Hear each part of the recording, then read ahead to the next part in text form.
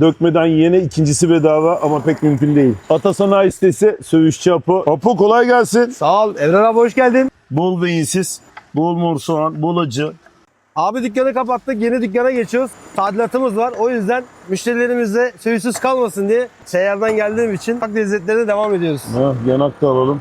Gözünün yağını yiyeyim Evren abi. Göz severiz abi. Apo kreması var mı? Abi olmaz mı? Ver bol beyinsiz, bol kimyon.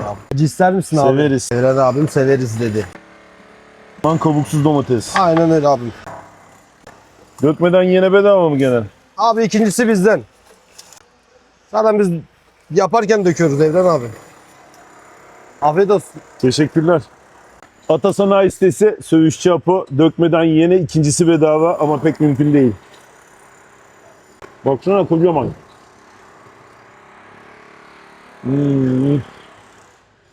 Bak